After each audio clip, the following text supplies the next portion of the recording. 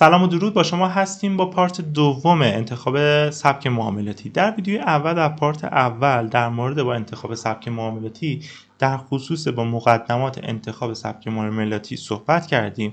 قسمت هایی هم در خصوص با سبک کلاسیک و آقای البروکس حرف زدیم که گفتیم در سبک کلاسیک بر اساس سواد من و چیزی که من تجربه کردم، حالا شاید این تجربه من هم اشتباه باشه، دو فرد رو در سبک کلاسیک من میشناسم که میتونه شما رو کمک بکنه: آقای البروکس و آقای لنس بیکس. آقای البروکس منابعی که در اختیار شما گذاشته خیلی زیاده، منابع معتبریه، لهجه انگلیسی خیلی روونی رو داره و خیلی راحت میشه باش ارتباط گرفت. باز هم همه این مطالب نظر شخصیمه، شاید فرد دیگه‌ای نظر مختلفی نسبت به من داشته باشه. آقای لنس بیکس یک مقدار گنگ‌تر صحبت کرده و اگر بخواید توی سبک ایشون کار بکنید نیاز سواد مالی بیشتری دارید تا متوجه صحبت ایشون بشید و متوجه سبک ایشون بشید.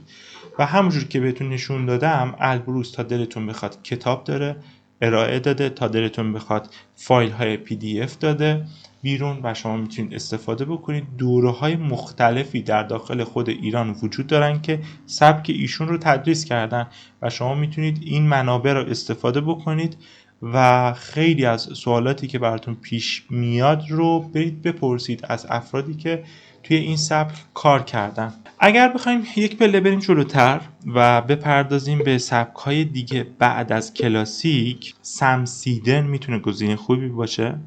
یعنی از نظر تاریخی بخوایم بریم جلو و از نظر لولی بخوایم بریم جلو، من در بیس کار و در بتون ریزی و پی کار آقای البروکس رو میشناسم که ایشون مبانی رو کامل ریخت. آقای سم سیدن یک ارزش افزوده‌ای به صحبت‌های آقای البروکس اضافه کرد و یک دیدگاه جدیدی در علم ترید باز کرد، مبحثی به نام ساپلای دیمند.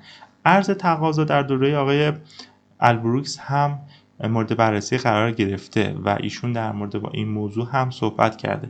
یه چیزی اینجا بهتون بگم، دوره آقای البروکس توش همه چی هست، حتی شما والیوم رو اونجا میبینید، دیتای لول 2 رو میبینید، دیتای لول 3 رو میبینید و ایشون در مورد با خیلی از مباحث صحبت کرده که تو سبکای دیگه میبینید چیزی ناقص نداره. شاید در سبکای دیگه یه ذره آپشن اضافه شده به مباحثی که وجود داره در مسائل کلاسیک. بعد از البروکس اگر بخوایم به آقای سم سیدن بپردازیم، ایشون پدر عرض تقاضای ترید هست. این کاملا یک چیز درست هستش، به خاطر اینکه اولین فردی هستش که اومد در مورد با ساپلای دیمند به صورت تخصصی صحبت کرد.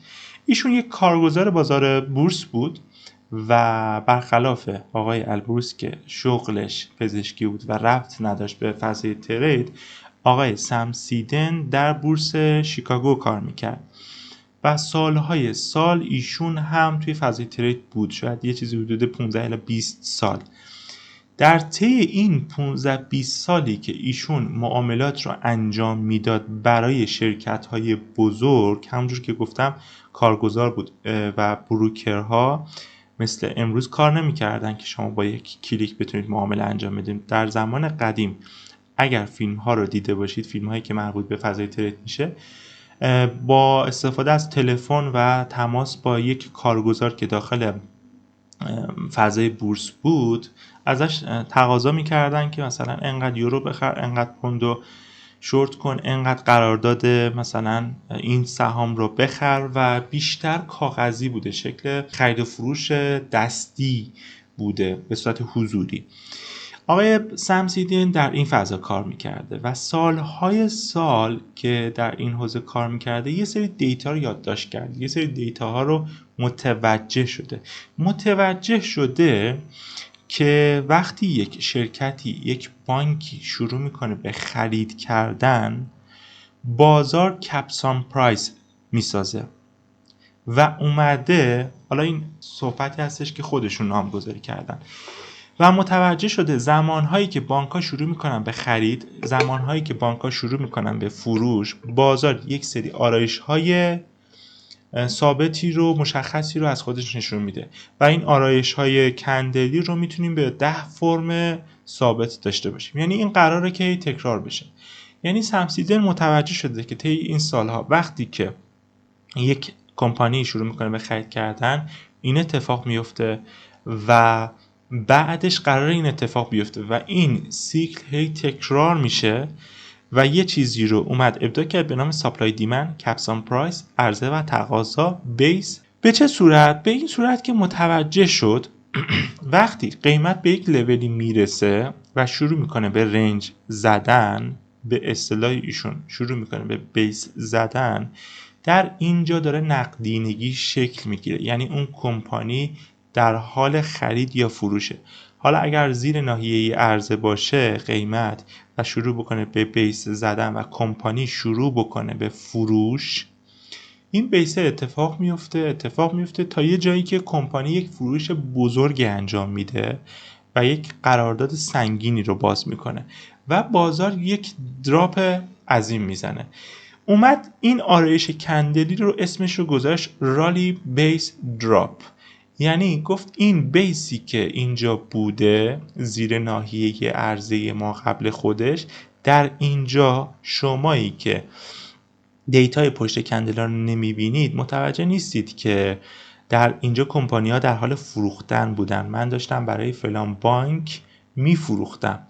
ولی اومد بعد از اینکه بازنشست شد، وقتی با آرایش کندلی آشنا بود متوجه میشد بدون اینکه دیتای خرید و فروش رو داشته باشه میدونست که بعد از اینکه این دراپ اتفاق افتاده پس توی این بیسه قراردادهای فروش بزرگی باز شده و دو تا علت داره که در برگشت قیمت فرست تیوی یا در لود قیمت که پول بک میزنه یه سری قراردادها جا میمونه، پس در موج دوم میشه به فکر فروش شد.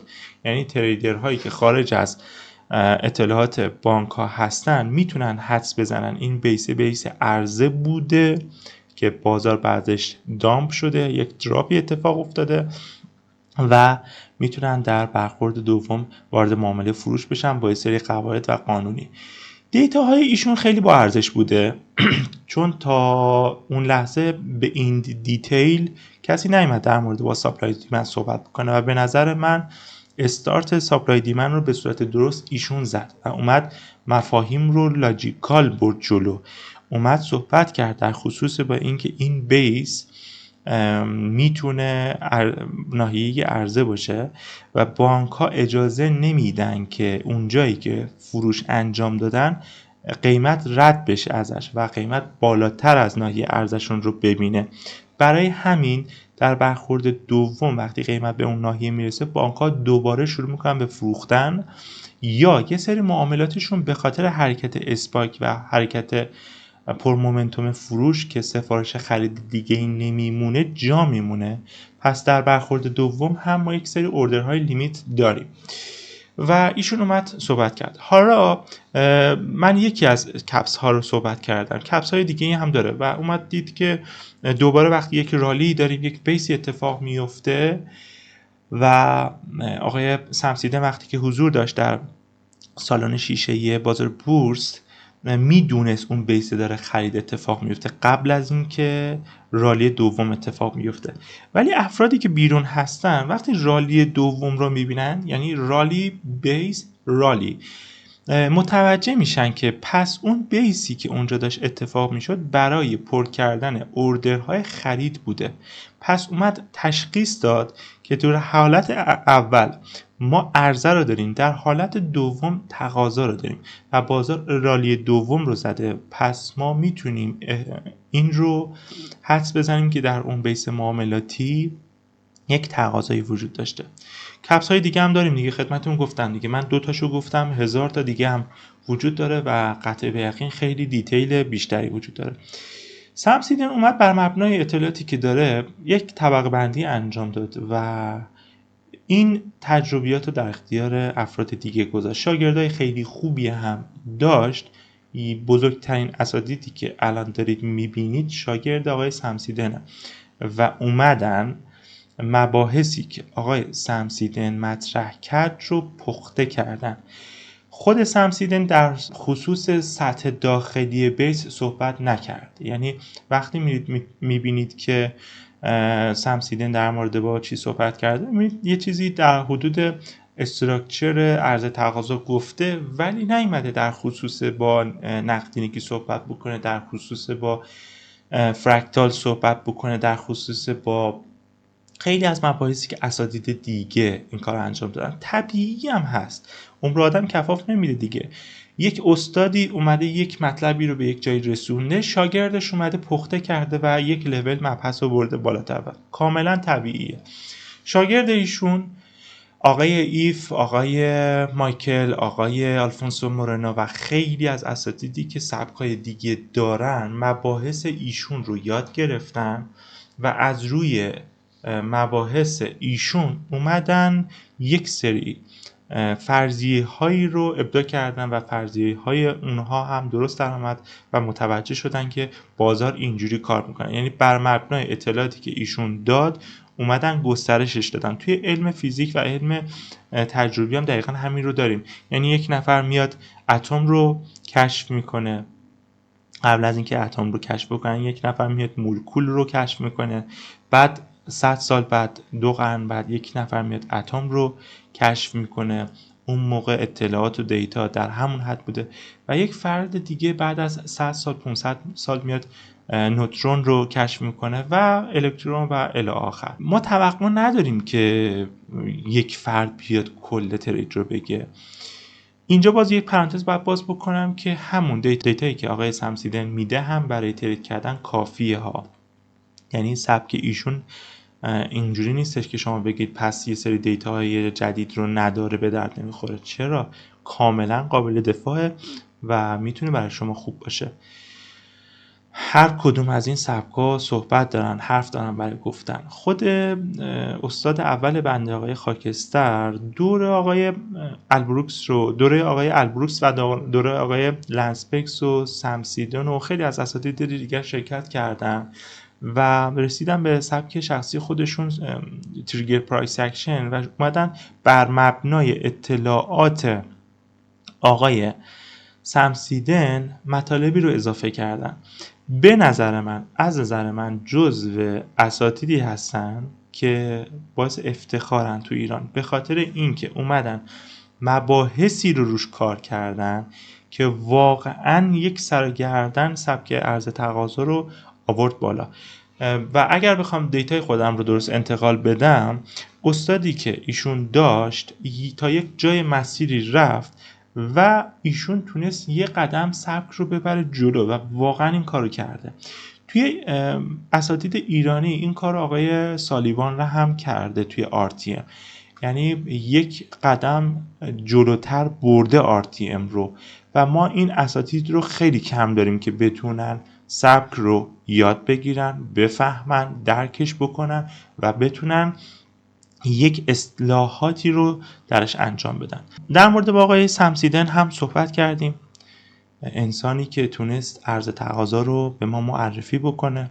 شاید اینجا یه سری سوالات براتون پیش بیاد که پس اندیکاتورها کجا میرن؟ ما چرا در مورد با اندیکاتورها صحبت نکردیم؟ یک دنیاییه، یک فضای بزرگیه، پس اینا تو چه جایگاهی قرار میگیرن؟ یه چیزی که از نظر خودم نمیخوام در موردشون صحبت بکنم، فقط نقل قول هست، اکثر اساتید که میتونم حتی اسم هم بیارم با اندیکاتورها مخالفن و میگن اندیکاتورها به درد شما نمیخوره. آقای البروکس تو جلسه دوم همه چیز رو روشن میکنه، یعنی کامل با دلیل و منطق میاد بهتون در خصوص اندیکاتور صحبت میکنه که به درد نمیخورن و میگه من بعد از 10 سال متوجه شدم اینا فقط من رو از مسیر دور میکنن. آقای سمسیدن همین صحبت رو دارن و اساتید دیگه.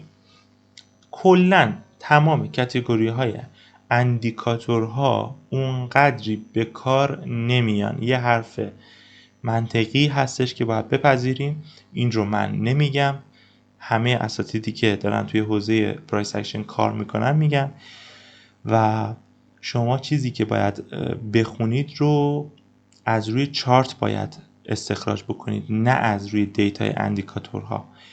ولی اینجا اگر بخوام نظر شخصیم رو بگم که یه مقدار شاید طول بکشه و توی این ویدیو هم نگنجه، من خودم از اندیکاتور استفاده میکنم.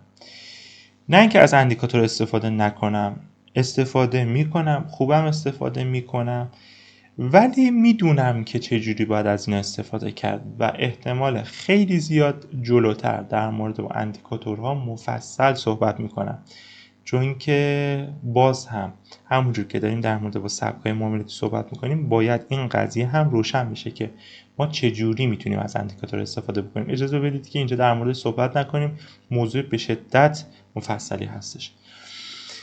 در مورد با البروکس و سبک کلاسیک صحبت کردیم، در مورد با آقای سمسیدن و سبک عرضه تقاضا صحبت کردیم.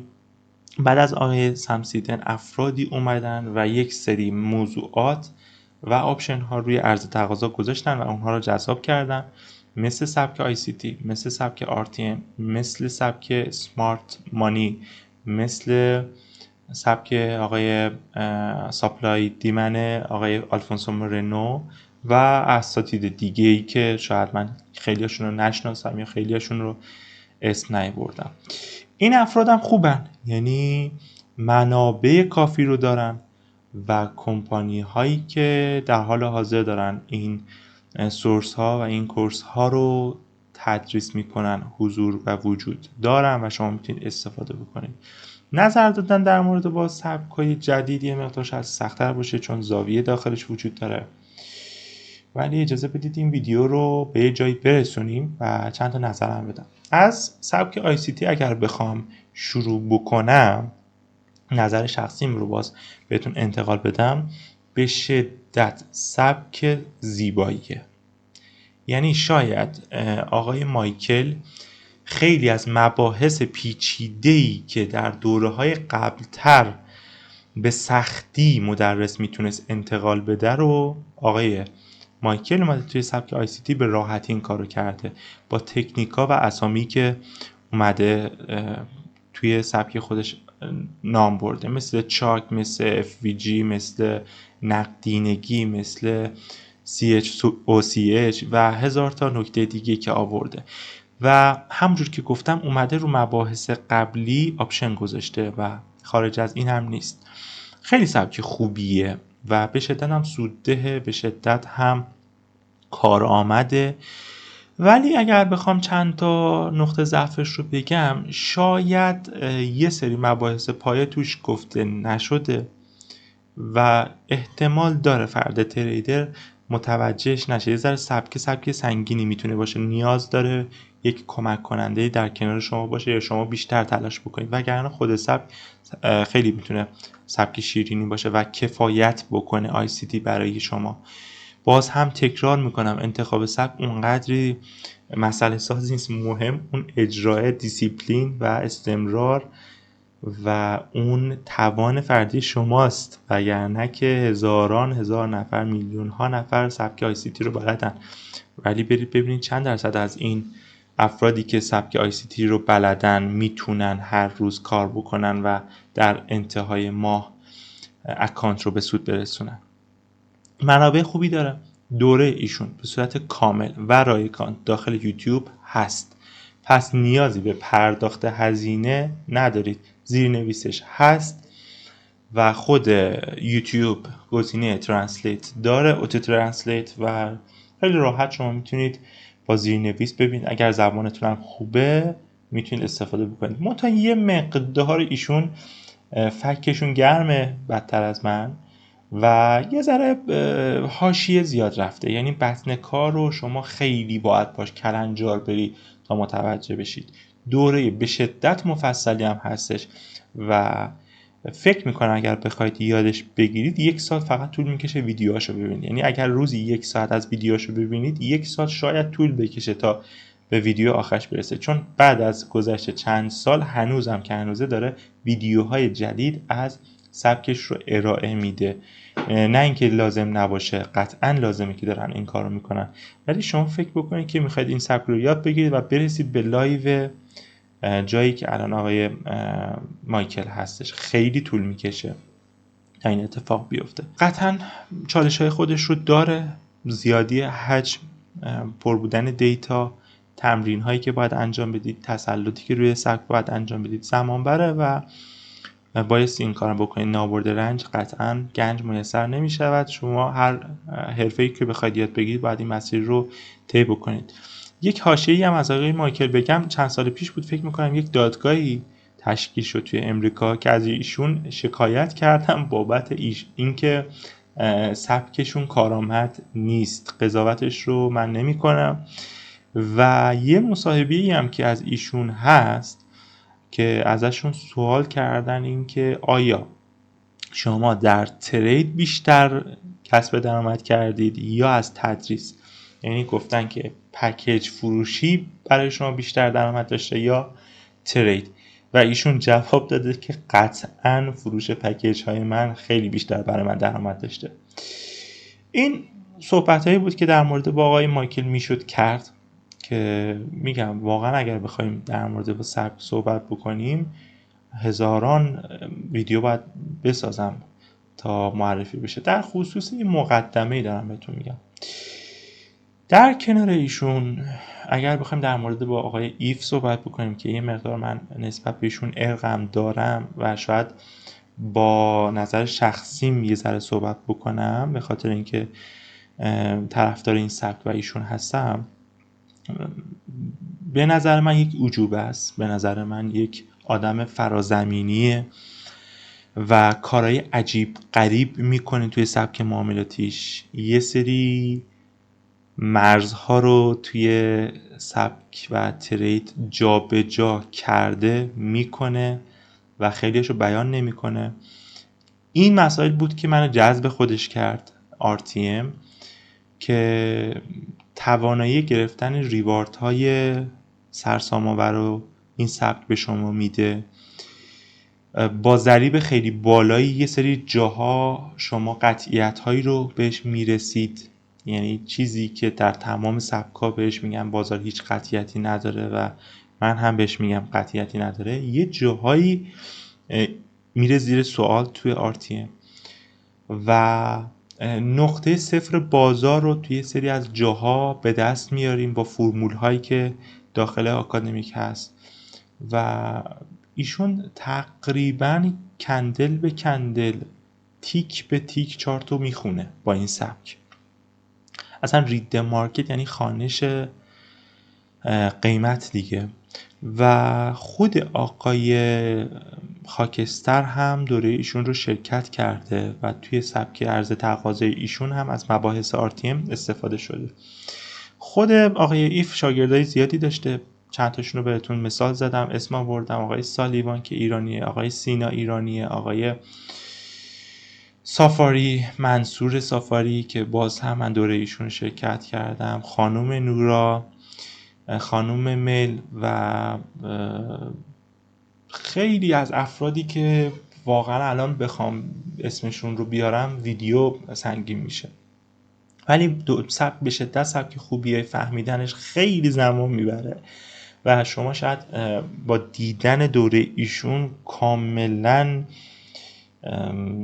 به هم بریزید به خاطر اینکه مباحث سنگینی داره. و من همیشه گفتم یاد گرفتن یک سبک اندازه گرفتن یک لیسانس فنی و لیسانس مهندسی سخته.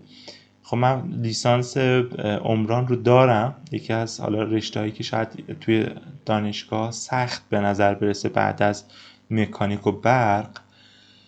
باید بهتون بگم که واقعا یه جاهایی پاس کردن مقاومت مساله 2، پاس کردن استاتیک، پاس کردن مباحثی که فولاد 2 توی بحث دانشگاه راحت تر بود برای من تا اینکه یه سری مباحث رو توی سبکا یاد بگیرم و واقعا دنیای سنگینی. اساتید خیلی زیادی هم هست. در مورد با سبک فانتوم هم اجازه بدید صحبت بکنم. سبکی که گروه فانتوم استارت زده و این سبک رو هم به شدت دوست دارم. من سبکی هستش که من باش حالم خوبه، به خاطر اینکه تمام کاتگوری هایی که من نیاز دارم برای یه سبک رو داره. موانع و منابع مورد نیاز کافی، گفتمان راحت، دیتیل قشنگ، تمیزی کار باعث شده این سبک فانتوم رو قشنگ بکنه. سبک فانتوم تقریبا یک سبک جدیدیه و باز هم تریدرهایی که دارن توی این سبک کار میکنن کارهای عجیب غریبی رو میکنن. دلیلش رو من میدونم، به خاطر اینکه مبانی رو دارن ازش استفاده میکنن که آقای ایف داره ازش استفاده میکنن، مبانی رو دارن استفاده میکنن که توی بحث والیوم هم داره ازش استفاده میشه. سبک فانتوم باز هم میگم توی اینترنت رایگانش هست، زبون اصلی زیرنویس با دیتیل تمام، شما نیاز نیست برای اینکه بخواید یاد بگیرید کاری بکنید، فقط کافیه که اراده داشته باشید. یک دانشگاه رایگانی وجود داره به نام یوتیوب و شما هر چیزی که بخواید اون تو هستش. فانتوم رو گفتیم، RTM رو گفتیم، ICT رو گفتیم، اسمارت مانی هم به شدت سبک خوبیه. اسمارت مانی و RTM و فانتوم و ICT خیلی شبیه همن، چون طبیعیه دیگه، همشون مشتقی از عرض تقاضا هستن و اومدن یه سری آپشن ها اضافه کردن. یه سری ریزه‌کاری ها دارن نسبت به همدیگه که اینا رو متمایز میکنه و اگر بخوام نظر شخصی خودم رو بگم در مورد با اینها، خیلی سخته، به خاطر اینکه من حق این رو ندارم، برای اینی که من یک زاویه شدیدی دارم به سبک RTM و قطع به یقین RTM رو بیشتر دوست دارم. ولی یه پرانتزی هم که براتون باز بکنم، نه اینکه الان من RTM رو بلدم سراغ ICT یا اسمارت مانی یا فانتوم نرفتم، اتفاقا رفتم و لذت هم میبرم، به خاطر اینکه از خیلی از مباحث تکمیل میشه. البته که گفتن این صحبت درست نیست، به خاطر اینکه شاید یک پنجره‌ای رو تو ذهن شما باز بکنه که بخواید شما همین کار رو بکنید که چند تا سبک یاد بگیرید، ولی پیشنهاد میکنم که یکیش رو فرا بگیرید، 1 سال 2 سال یاد بگیرید، بعد برید سراغ سبک دیگه و یاد گرفتن مطلب دیگه، به خاطر اینکه بمباران اطلاعات میشه و موقعی که میخواید استراتژیتون رو روی چارت پیاده بکنید فلج میشید. سبک‌های دیگه مثل دیتا لول 2 والیوم، دیتا لول 3 باز هم سبک‌های خوبی هستن. شما نیاز به خرید اکانت نینجا دارید، نینجا تریدر دارید. برای ایرانی یه ذره سخته، فکر می‌کنم در حال حاضر ماهیانه $2000 باید هزینه بشه تا شما دیتای حجمی رو بگیرید تا بتونید استخراج بکنید و اون رو اجرا بکنید. یه مقدار سخته برای شروع، سخته که بخواید این هزینه رو بکنید و با این اینترنت نفتی که ما داریم شما بخواید کارتون رو انجام بدید. سبکای دیگه هم که هستش شاید الان حضور ذهن ندارم، هارمونیک، یا در مورد با الیوت صحبت کردم، هارمونیک صحبت کردم، نیو ویو میتونم صحبت بکنم و بهتر که در موردشون تحقیق بکنید و اگر دوست داشتید میتونید با استفاده از لینک های تلگرامی و دایرکت با منم ارتباط بگیرید، میتونیم یک صحبتی هم داشته باشیم اگر میخواید این انتخاب رو داشته باشید. امیدوارم که اون چیزی که نیاز بوده رو برداشت کرده باشید. من برای اینکه بتونم در مورد با سبکای معاملات صحبت بکنم خیلی باید قضایی ها رو باز بکنم تا بتونم دیتیل صحبت بکنم. حالا من کنار خودم جزوه های البروکس رو آوردم، جزوه RTM خودم رو که تدریس میکردم، البته جلد اولش رو RTM پلاس رو اینجا نیستش، باید برم از کتابخونه بیارم، دارم و من سعی کردم مباحث رو تو کلاس های خودم خیلی باز بکنم، ولی توی ویدیو واقعا محدوده، به خاطر اینکه تایم ما هم محدوده و نمیتونیم در خصوص با مباحث پیشرفته تر صحبت بکنیم. شاید نیاز باشه یک دوره، یک کارگاه 2 جلسه 3 جلسه در مورد با انتخاب سبک معاملاتی گفته بشه، ولی زیاد سخت نگیرید، یکشو انتخاب بکنید ببینید با کدوم یکی از اساتید حالتون بهتره. البته که من قصد دارم در آینده خودم هم 1-2 تا از این سبک‌ها رو داخل یوتیوب بارگذاری بکنم، نه به این نحو که خودم بخوام نظر شخصیم رو بگم، تجربیاتم رو در کنار صحبت اساتید انتقال میدم. امیدوارم که از دیدن این ویدیو هم لذت برده باشید. حتما کانال رو سابسکرایب بکنید، لایک بکنید، این کارتون به ما انرژی میده. روزتون بخیر.